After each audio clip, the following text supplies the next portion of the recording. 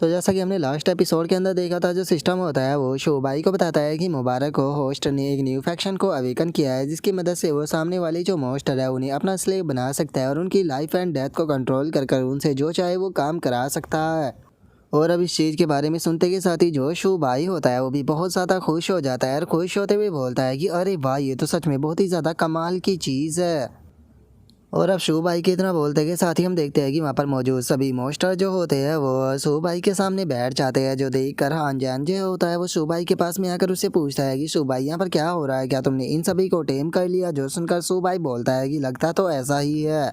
जो सुनकर हानजान जो होता है वो शू भाई से पूछता है कि तुमने ये किया कैसे। जो सुनकर शू भाई हंसते हुए बोलता है कि ऐसा लगता है कि ये लोग मेरी पर्सनैलिटी और मेरे चार्म को देखकर मेरे दीवाने हो गए, इसीलिए इन्होंने मेरे सामने सबमिट कर दिया। और शू भाई की इस बात को सुनकर जो हान जैन और जो हुकिंग होते हैं वो दोनों ही बहुत ही फनी सा फेस बनाकर शू भाई की तरफ देखने लगते हैं। और वहीं दूसरी तरफ जो शू भाई होता है वो उन मोस्टरों के पास में आ जाता है और उन मोस्टरों के पास में आते हुए उनसे बोलता है कि ठीक है, क्योंकि चूंकि तुम लोगों ने यहाँ पर मेरे सामने सबमिट जो है वो कर दिया है, तो इसीलिए आज से तुम सभी लोगों को मेरी ही कमांड को मानना होगा। और अब मैं तुम सभी को यहाँ पर तुम्हारे काम जो है वो देने वाला हूँ। जो वुल्फ क्लैन के मोस्टर है उन सभी का काम होगा कि वे हमें पीछे से सपोर्ट करेंगे, कोई भी पीछे से मोस्टर जो है वो हमारे ऊपर अटैक ना कर पाए। और वहीं जो डिमंडियर क्लैन के मोस्टर है उन सभी का काम होगा कि वे दोनों साइड से यहाँ पर हम लोगों का ध्यान रखेंगे, ताकि किसी भी साइड से कोई मोस्टर अटैक ना कर पाए। और अब इतना बोलते के साथ ही हम देखते हैं कि ये जो शू भाई होता है वो अपने साथियों के साथ में आगे जाने लगता है, जो देख कर हान जैन जो होता है वो शू भाई से बोलता है कि तुमने इन मोस्टरों को दोनों साइड और पीछे से यहाँ पर ध्यान रखने के लिए बोला है, क्या तुम चाहते हो कि हम फुल स्पीड में आगे की तरफ जाए। जोश उनका शू भाई जो होता है वो बोलता है कि हाँ बिल्कुल, हम लोगों को फुल स्पीड में आगे की तरफ बढ़ना होगा। जो सुनकर वैंग यांग जो होता है वो शू भाई से पूछता है कि और शू भाई, मैं जानना चाहता हूँ कि आगे तुमने उन मोस्टरों को बेवकूफ़ बनाया कैसे। जोश उनका शो भाई कुछ बोलने ही वाला होता है, लेकिन तभी अचानक से जो जियाओ बा होता है वो शू भाई के बैग से निकलकर बाहर आ जाता है, और जिसे देखने के बाद में जो शू भाई होता है वो उससे बोलता है कि जियाओ बा, क्या हो गया, क्या तुमने किसी ट्रेजर को ढूंढा है। और शू भाई की इतना बोलते के साथ ही हम देखते हैं कि जो जियाओ बा होता है वो अपनी एनर्जी की जो फ्लैक्चुएशन होती है उसे इधर ज़मीन के अंदर डालने लगता है। और तभी हम देखते हैं कि जियाओबा के नीचे से एक एंटीपीड जो होता है वो निकल कर बाहर आ जाता है, जो कि शरीर में बहुत ज़्यादा बड़ा होता है, और वो जियाओबा को भी उठाकर ऊपर फेंक देता है, जिसे देखकर शू भाई भी चिल्लाते हुए बोलता है कि आखिर इतना बड़ा एक एंटीपीड कहाँ से आ गया। जो सुनते के साथ ही जो हान जैन होता है वो भी हैरान रह जाता है, हैरान होकर चिल्लाते हुए सभी लोगों से बोलता है कि सभी लोग जो है वो यहाँ पर केयरफुल हो जाओ, क्योंकि ये शो टूथ एंटीपीड है। जो सुनकर काउसवान जो होता है वो भी थोड़ा सा घबराने लगता है, और वो घबराते हुए बोलता है कि क्या ये शाउ टूथ कैंटीपीड है, इसे तो गोस्ट ऑफ हेल भी कहा जाता है। और हम उन लोगों की बातों को सुनकर जो शू भाई होता है वो भी उन लोगों की तरफ देखने लगता है, और उनकी तरफ देखते हुए उनसे पूछता है कि क्या हो गया, क्या ये मोस्टर जो होते हैं वो बहुत ज़्यादा डरावने होते हैं। जो सुनते के साथ ही हुकिंग जो होता है वो शू भाई को बताता है कि हाँ बिल्कुल, ये एक पॉइजन से भरा हुआ मोस्टर होता है, और उसी के साथ में ग्राउंड के अंदर इसकी चलने की स्पीड भी बहुत ज़्यादा होती है, और उसके जो पंजे होते हैं वो भी बहुत ज़्यादा नुकीले और उनकी संख्या काफ़ी ज़्यादा होती है, जिसकी मदद से वे किसी भी सामने वाले मोस्टर को बहुत ही आसानी से फाड़ सकते हैं। इसीलिए जो इंसान होते हैं वे इनका ज़्यादातर सामना जो है वो नहीं कर पाते। जो सुनते के साथ ही जो हान जैन होता है वो भी है घबराते हुए शू भाई से बोलता है कि अगर दूसरे शब्दों में कहा जाए तो ये कैंटीपीड जो होते हैं वो एक असली डिजास्टर होते हैं। जो सुनते के साथ ही जो वैंग यांग होता है वो बोलता है कि तुमने कहा कि कैंटीपीड के जो ये पंजे होते हैं ये बहुत ज़्यादा खतरनाक होते हैं, लेकिन अगर एक कैंटीपीड के पंजों की बात की जाए तो इनके पंजे तो 100 से भी ज़्यादा होंगे। अगर ये इन सभी पंजों से अटैक करते हैं तो किसी का भी बचना पूरी तरह से नामुमकिन होगा। जो सुनते के साथ ही शो भाई जो होता है वो काफ़ी फ़नी सा फेस बना लेता है, और फ़नी सा फेस बनाकर बोलता है कि तुम लोगों की बातों को सुनकर ऐसा लग रहा है जैसे कि ये कैंटीपीड जो है वो बहुत ही ज़्यादा खतरनाक हो, लेकिन सामने का जो नज़ारा है आखिर वो इतना ज़्यादा अलग क्यों है। और अब शो भाई के इतना बोलते के साथ ही हम देखते हैं कि जो वे कैंटीपीड होते हैं वो वहाँ पर जियाओबा के साथ में बहुत ही मज़े से खेल रहे होते हैं, और उनके रिएक्शन को देखकर ये साफ पता चल रहा होता है कि वे जियाओबा को बहुत ज़्यादा पसंद कर रहे होते हैं। और अब जो सू भाई होता है उसके पास में सिस्टम की नोटिफिकेशन आती है, जिसके अंदर की बताया जाता है कि जो कैंटीपीड का क्लैन है वो तुम्हारे सामने सबमिट करना चाहता है, तो क्या तुम इसे एक्सेप्ट करना चाहते हो। जो सुनकर शू भाई हैरान होते हुए बोलता है कि क्या ये काम कर गया। और अब शू भाई के इतना बोलते के साथ ही हमारा व्यू जो होता है वो मिस्टी वैली का जो डीप वाला हिस्सा होता है वहाँ पर आ जाता है, जहाँ पर कि हम एक मोस्टर की आवाज़ को सुनते हैं। जो कि बोलता है कि यकीन नहीं होता कि इंसान जैसी चींटियाँ जो है वो यहाँ पर मिस्टी माउंटेन्स जो है उसके अंदर इंटर कर गई। और अब इतना बोलते के साथ ही हम देखते हैं कि वहाँ पर एक लेडी जो होती है वो खड़ी होती है, जिसके चारों तरफ गोरिल्ला टाइप मॉन्स्टर मौजूद होते हैं। और अब एक गोरिल्ला मॉन्स्टर जो होता है वो बोलता है कि हमारा यकीन कीजिए, हम लोग जो है वो इंसानों को आगे बढ़ने नहीं देंगे। और उन गोरिल्ला टाइप मॉन्स्टर के इतना बोलते के साथ ही अचानक से जो ज़मीन होती है उसके अंदर से कुछ फुल स्पीड में उनकी तरफ आने लगता है, जिसे देखकर वो लड़की हैरान होते हुए बोलती है कि लगता है कि एनिमी ने अटैक कर दिया, सभी लोग तैयार हो जाओ। और उस लेडी के इतना बोलते के साथ ही हम देखते हैं कि ज़मीन के अंदर से जो कैंटीपीड होते हैं वो निकल कर बाहर आ जाते हैं, जो कि बाहर आते के साथ ही उन गोरिल्लाओं के ऊपर अटैक करना शुरू कर देते हैं। जो देख कर वो लड़की जो होती है वो चिल्लाते हुए बोलती है कि ये तो कैंटीपीड है। आखिर अचानक से इतने सारे कैंटीपीड जो है वो यहाँ पर कहाँ से आ गए? जल्दी से नाइन नीदर किंग के साथ में कॉन्टैक्ट करो ताकि वे लोग यहाँ पर आकर हमारी मदद कर सके। और उस लड़की के इतना बोलते के साथ ही हम देखते हैं कि उसके जितने भी गोरिल्ला टाइप मॉन्स्टर होते हैं वे सभी के सभी कैंटीपीडों के हाथों से वहाँ पर मारे जाने लगते हैं। जो देखते के साथ ही उस लड़की को भी काफ़ी ज़्यादा गुस्सा आ जाता है और वो गुस्से में अपने अटैक को बनाते हुए बोलती है कि इन कीड़ों की हिम्मत कैसे हो गई ऐसा कहने की, मैं इन्हें नहीं छोड़ूंगी। और इतना बोलते के साथ ही वो वहाँ पर अपना एक पावरफुल स्पेल जो होता है उसे रिलीज करती है। और उसके उस स्पेल को करते के साथ ही हम देखते हैं कि ज़मीन के अंदर से बहुत सारे स्नेक जो होते हैं वो निकल कर बाहर आने लगते हैं। लेकिन तभी जो कैंटीपीड होते हैं वो उन स्नेकों के ऊपर भी अटैक कर कर उन्हें ख़त्म करने लगते हैं। जो देखकर तो अब वो लड़की और भी ज़्यादा हैरान रह जाती है और चिल्लाते हुए बोलती है कि ऐसा पॉसिबल भी कैसे है, लगता है कि अब सब कुछ मुझे ही करना होगा। और इतना बोलते के साथ ही वो लड़की अचानक से खुद को एक बहुत बड़े स्नेक के अंदर ट्रांसफॉर्म कर लेती है। लेकिन जो कैंटीपीड होते हैं वो बहुत ही आसानी से उस स्नेक लड़की को इंजर्ड करना शुरू कर देते हैं। जो देख कर वो स्नेक लड़की भी हैरान होते हुए बोलती है कि ऐसा कैसे हो सकता है, ये मेरे स्कल को इतनी आसानी से डिस्ट्रॉय कैसे कर सकते हैं। और उस स्नेक लड़की के इतना बोलते के साथ ही हम देखते हैं कि जो कैंटीपीड होते हैं वो अगले ही पल उस स्नेक लेडी को वहीं पर ही ख़त्म कर देते हैं। जिसके बाद में अब हम देखते हैं कि वहाँ पर कुछ ही देर में काफ़ी सारे बंदे जो होते हैं वो आ जाते हैं, जिसमें से एक बंदा जो होता है वो बोलता है कि ये तो काफ़ी अजीब है क्योंकि ये मिस्टिक स्नेक है जो कि बहुत ज़्यादा पावरफुल होता है।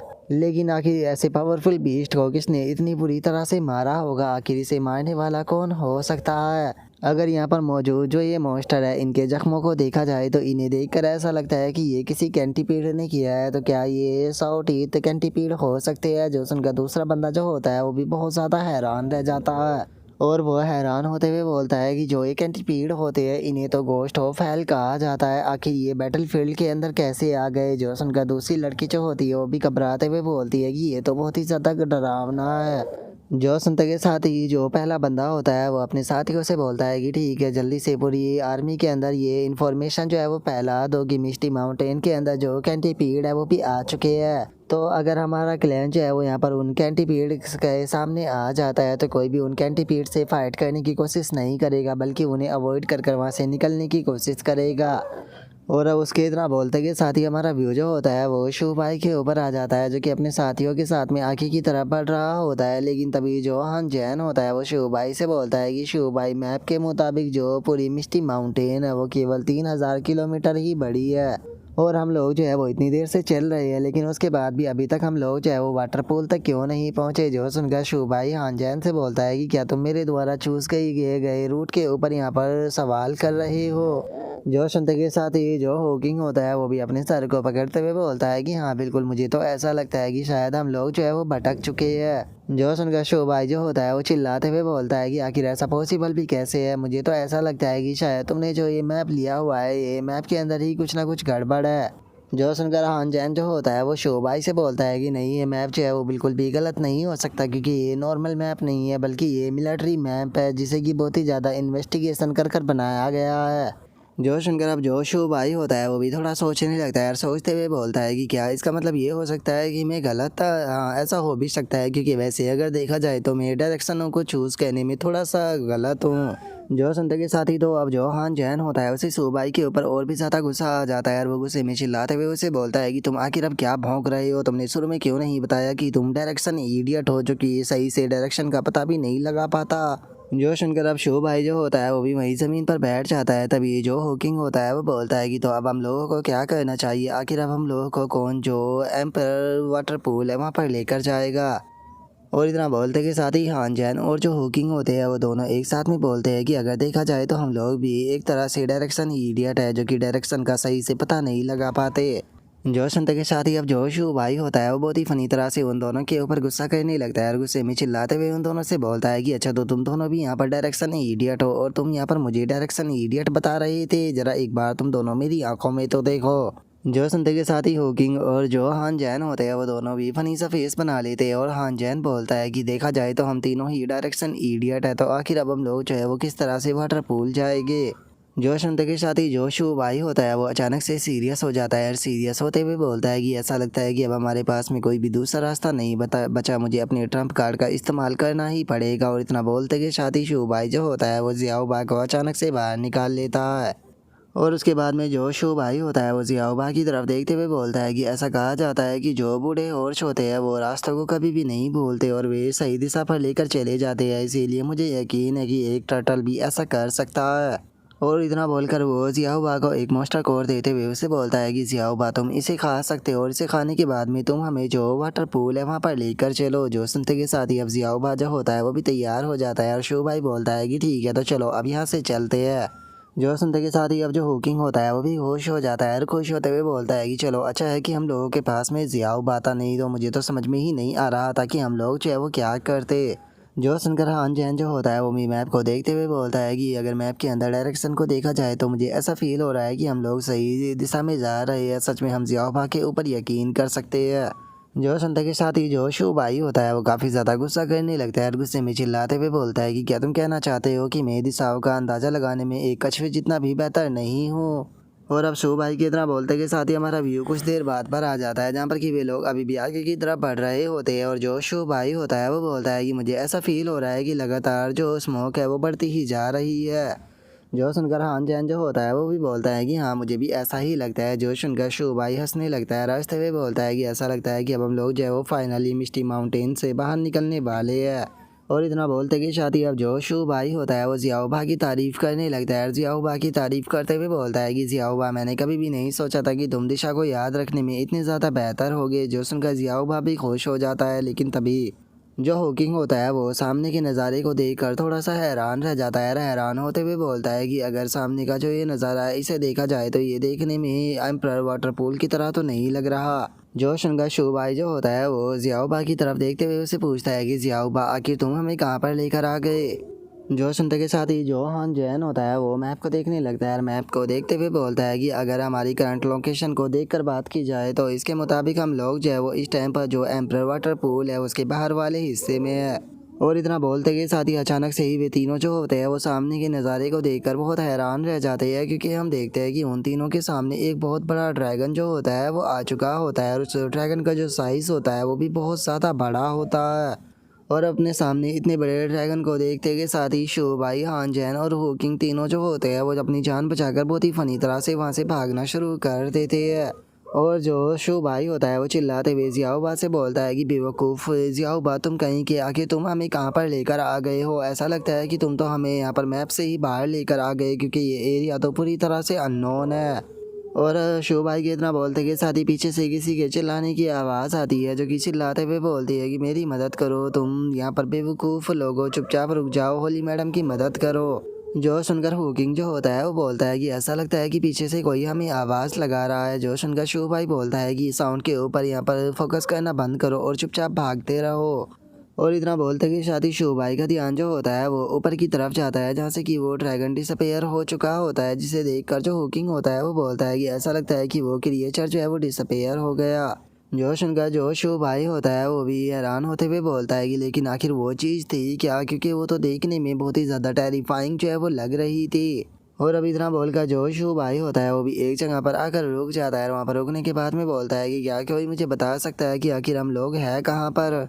क्योंकि अगर मैप के हिसाब से देखा जाए तो मैप के अंदर ये साफ बताया गया है कि जो एम्परर वाटर पूल है उसके पास का आसपास का जो खतरा है वो बिल्कुल भी हाई नहीं है। लेकिन अभी अभी हमने यहाँ पर जिस चीज़ को देखा मैंने उससे ज़्यादा टेरिफाइंग चीज़ अपनी पूरी ज़िंदगी में नहीं देखी, जिसका मतलब ये साफ़ है कि हम लोग मैप के ऊपर यकीन बिल्कुल भी नहीं कर सकते। जो सुनते के साथ ही जो हुकिंग होता है वो बोलता है कि सच बताओ तो मुझे ऐसा लगता है कि जिस जगह पर अभी हम लोग मौजूद है इस ये जगह जो है वो मैप पर मार्क ही नहीं है,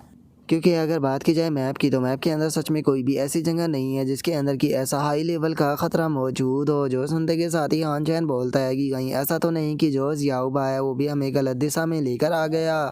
और हान चैन के इतना बोलते के साथ ही अचानक से वहाँ पर एक छोटी सी लड़की आ जाती है जो कि वहाँ पर आकर गुस्से में चिल्लाते हुए बोलती है कि तुम मामूली से क्रिएचर हो, तुम्हारी हिम्मत कैसे हो गई मुझे इग्नोर करने की। जिस टाइम पर मैं तुम्हें बुला रही थी तुमने अपनी ज़िंदगी की चिंता की लेकिन मेरी ज़िंदगी की चिंता बिल्कुल नहीं की। और उस छोटी सी लड़की को देखते के साथ ही जो शो भाई होता है वो बोलता है कि आखिर ये छोटी सी लड़की जो है वो कहाँ से आ गई। जो सुनकर हान चैन बोलता है कि मैं केवल भागने के ऊपर फोकस कर रहा था, मैंने तो इस छोटी सी लड़की को नोटिस ही नहीं किया। और उनके इतना बोलते के साथ ही अचानक से जो शो भाई होता है उसके पास में नोटिफिकेशन आती है जिसमें कि बताया जाता है कि मुबारक को होस्ट को एक लिटिल फियोनिक्स मिली है जिसके पास में कि फियोनिक्स ब्लड लाइन है। लेकिन जो फियोनिक्स रेस होती है वो बहुत ही ज़्यादा एरोगेंट होती है जिसका उसे टेम करना काफ़ी ज़्यादा डिफ़िकल्ट होता है। तो इसीलिए होस्ट को कोई तरीका ढूंढना होगा ताकि वो इस फियोनिक्स को टेम कर सके। जो सुनते के साथ ही शोभाई जो होता है वो काफ़ी ज़्यादा हैरान रह जाता है। हैरान होते हुए बोलता है कि क्या इसके पास में फियोनिक्स ब्लड लाइन है। और अभी इतना बोलते के साथ ही शोभाई जो होता है वो उस लिटिल फियोनिक्स का जो पैनल होता है उसके अंदर देखने लगता है जहाँ पर कि पता लगता है कि वो एक हाई रैंक की फियोनिक्स है जिसके पास में की क्रिएशन फियोनिक्स ब्लड लाइन है जिसका कि फिजिक्स जो है वो 1538 है और उसका डिफेंस 862 है और उसकी एजिलिटी जो है वो 1420 है और उसकी स्पिरिट जो है वो 2650 है। और इस टाइम पर जो लिटिल फियोनिक्स है उसकी सभी टैलेंट स्किल जो है वो सील है, उन्हें केवल ये दो तरीके से अनसील किया जा सकता है। पहला तो उसे टेम कर अगर होस्ट उसे टेम कर ले तो, और दूसरा तरीका है कि वो खुद से यहाँ पर सेल्फ कल्टीवेशन कर अपनी प्योर फियोनिक्स ब्लड लाइन को एक्टिवेट करे। और अब इस चीज़ को देखने के बाद में जो शो भाई होता है वो उस लिटिल फियोनिक्स को देखते हुए बोलता है कि क्या यहाँ पर जिस फियोनिक्स की बात हो रही है वो असल में एक बच्ची है। जो सुनने के बाद में लिटिल फियोनिक्स जो होती है वो शो भाई से गुस्से में बोलती है कि तुम बच्ची किसे बोल रहे हो, मैं एक होली मैडम हूँ तो इसीलिए मेरे सामने थोड़ा अपनी जुबान को संभाल कर बोलो नहीं तो मैं तुम्हें रोस्ट कर अभी के अभी खा जाऊँगी। जो सुनते के साथ ही शोभाई जो होता है वो अपने मन में सोचता है कि जिस टाइम पर मैंने जियाओ भाई या फिर जियाओ भाई को टीम किया था तो मुझे बिल्कुल भी मुश्किल का सामना जो है वो नहीं करना पड़ा था, तो फिर आखिर अब मैं इस लड़की को टीम कैसे करूँ। मुझे लगता है कि अगर मैं इसे यहाँ पर थोड़ा पीटता हूँ तो शायद उसके बाद में ये मेरी बात मानने के लिए तैयार हो जाए। और इतना सोचते ही शोभाई जो होता है वो लिटिल फियोनिक्स की तरफ आने लगता है। जो देख कर लिटिल फियोनिक्स जो होती है वो शोभाई से बोलती है कि तुम क्या कहने की सोच रहे हो, मेरे पास आने के बारे में सोचना भी मत। और अब इतना बोलते के साथ ही वो लिटिल फियोनिक्स जो होती है वो अपनी फायर को रिलीज करने लगती है और गुस्से में चिल्लाते हुए बोलती है कि तुम्हारी हिम्मत कैसे हो गई मामूली से इंसान होली मैडम की डिसरिस्पेक्ट करने की। आज मैं तुम्हें बहुत ही अच्छे से सबक जो है वो सिखाने वाली हूँ। और अब लिटिल फियोनिक्स के ऑरा को देखते के साथ ही जो हान चैन होता है वो भी हैरान हो जाता है। हैरान होते हुए बोलता है कि आखिर ये क्या है, ये लिटिल गर्ल तो सच में काफ़ी ज़्यादा पावरफुल है। लगता है कि शोभाई को इस लिटिल गर्ल को गुस्सा नहीं दिलाना चाहिए था।